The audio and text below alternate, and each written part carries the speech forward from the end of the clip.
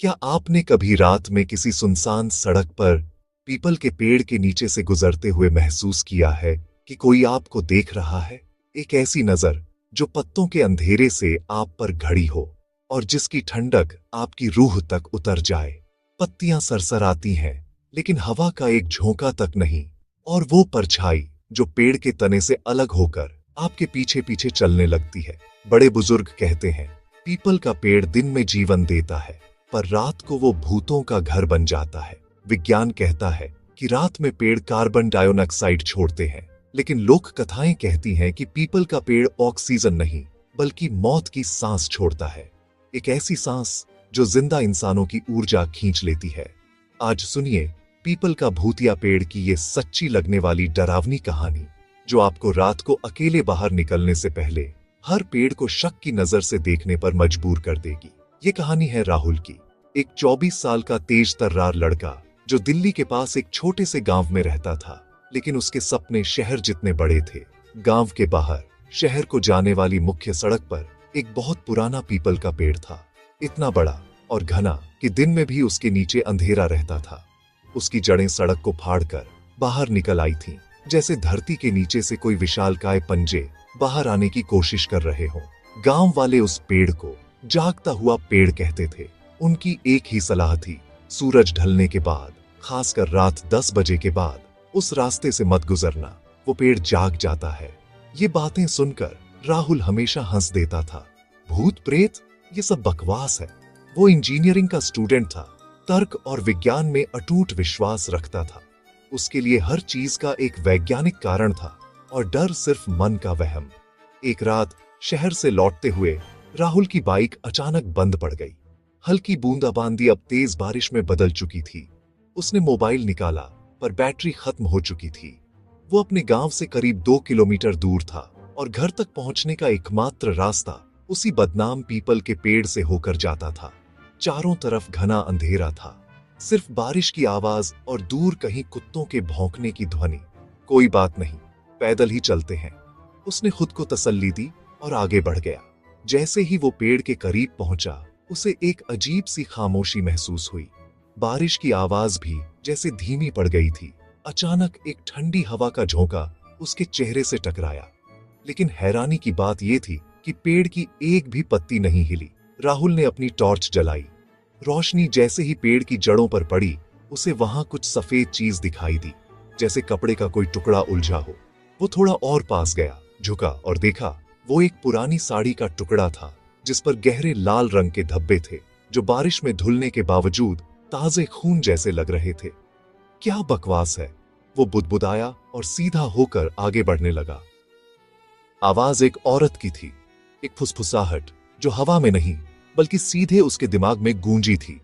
उसने पलट कर देखा, सड़क खाली थी। तभी उसे अपने कंधे पर एक बर्फीला एहसास हुआ, जैसे किसी ने अपनी ठंडी उंगलियां रख दी हो। उसने घबराकर अपनी टॉर्च वापस पेड़ की तरफ घुमाई। पेड़ की परछाई अब स्थिर नहीं थी, वो सड़क पर फैल रही थी, अपना आकार बदल रही थी, और देखते ही देखते उस परछाई ने एक औरत का रूप ले लिया, जिसके लंबे बाल हवा में तैर रहे थे। तूने मुझे छुआ, अब तू मेरा है। राहुल को लगा जैसे किसी ने उसके फेफड़ों से सारी हवा खींच ली हो। उसका दम घुटने लगा। वो जमीन पर गिर पड़ा और उसकी आंखों के सामने अंधेरा छा गया। बेहोशी में उसने एक सपना देखा। उसने देखा कि कई साल पहले एक औरत को मारकर उसी पेड़ के नीचे दफना दिया गया था। पेड़ की जड़ें उसके शरीर से लिपट गई थीं और उसकी आत्मा उसी पेड़ में कैद हो गई थी, अपनी मुक्ति के लिए किसी की सांसों का इंतजार कर रही थी। जब राहुल की आंख खुली तो सुबह हो रही थी। बारिश रुक चुकी थी। वो कीचड़ में सना हुआ था, लेकिन जिंदा था। उसने उठने की कोशिश की, तभी उसकी गर्दन में तेज दर्द हुआ। उसने अपनी गर्दन को छुआ और फिर उसे अपनी उंगलियों पर वो बर्फीली ठंडक महसूस हुई। घर पहुंचकर जब उसने आईने में देखा तो उसकी चीख निकल गई। उसकी गर्दन पर 5 उंगलियों के गहरे नीले निशान थे, जैसे किसी ने उसे जान से मारने की कोशिश की हो। वो भागा भागा घर पहुंचा। परिवार वालों ने जब उसकी हालत देखी, उसकी लाल आंखें, तेज चलती सांसें और गर्दन पर वो निशान, तो वे सिहर उठे।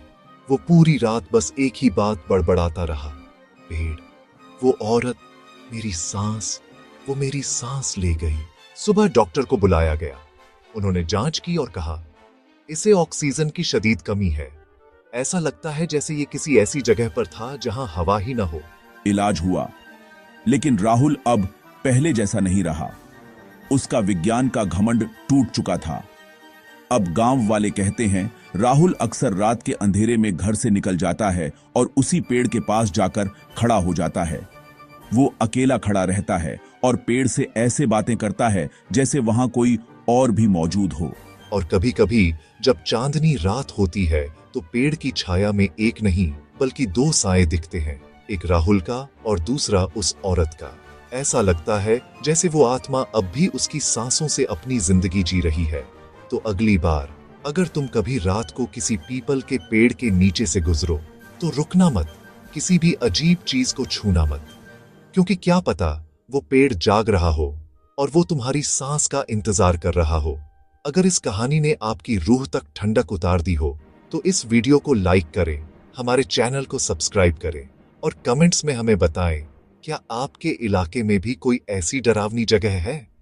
अगली कहानी तक रात को सावधान रहना, क्योंकि पीपल का पेड़ कभी अकेला नहीं होता। मैं यही हूँ, तुम्हारी सांसों के बीच। कभी कभी कुछ पेड़ सोते नहीं, वे हमारी सांसों को गिनते हैं। अगर तुम्हें रात में उसका बुलावा सुनाई दे तो पीछे मत देखना, बस चलते रहना, क्योंकि जो रुकता है वही ठहर जाता है।